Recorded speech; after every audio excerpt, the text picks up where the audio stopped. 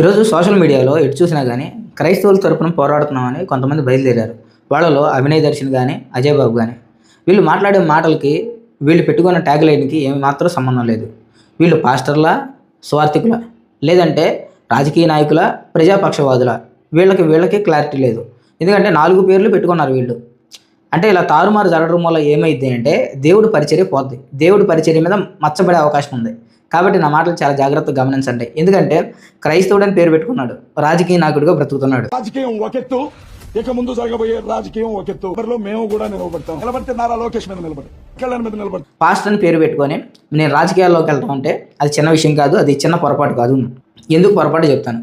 ఒకటి, ఇటుపక్క రాజకీయాల్లోకి వెళ్ళిన తర్వాత తన పాస్టర్ చేయాల్సినటువంటి ఆ నియమాన్ని మొత్తాన్ని వదిలిపెట్టాలి. రెండవది, తిట్టాలి. తెలుగు 2 రాష్ట్రాల్లో నికాసైన స్వార్థికుని చూపిస్తాను చూడండి. నా కారులో పోతా ఉన్నా ఎవడైనా నా మీద అటాక్ చేయొచ్చు. నా కొడుకుల్ని 2 చేతులు నరికెళ్తాక మనకి చేతులు పట్టుకొని పోతా అంటానికి నేను యేసు ప్రభు అంత మంచోడిని కాదు. చూశారు కదా, ఈ వీడియో కూడా చూడండి.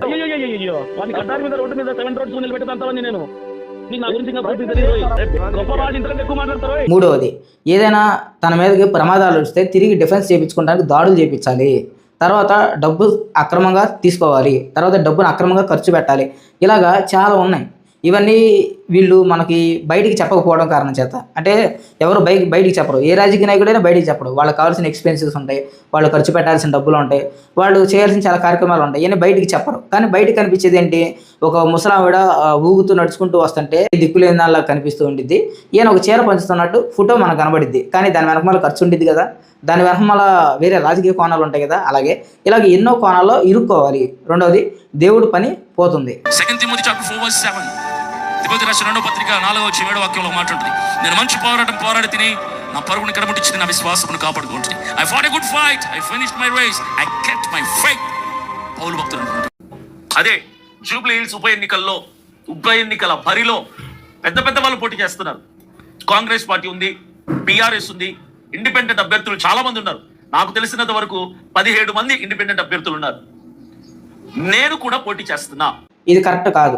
అయితే మీకు ఒక చిన్న వచనాన్ని చూపిస్తాను. 1 తిమోతికి రాసిన పత్రికలో 2వ అధ్యాయాన్ని ఒకసారి పరిశీలిద్దాం. మనము సంపూర్ణ భక్తియు మాన్యతయు కలిగి నెమ్మదిగాను సుఖముగాను బ్రతుకు నిమిత్తము అన్నిటికంటే ముఖ్యముగా మనుషులందరి కొరకును, రాజుల కొరకును, అధికారుల కొరకును విజ్ఞాపనములను, ప్రార్థనలను, యాచనలను, కృతజ్ఞతాస్తుతులను చెల్లింపవలెనని హెచ్చరించుచున్నాను.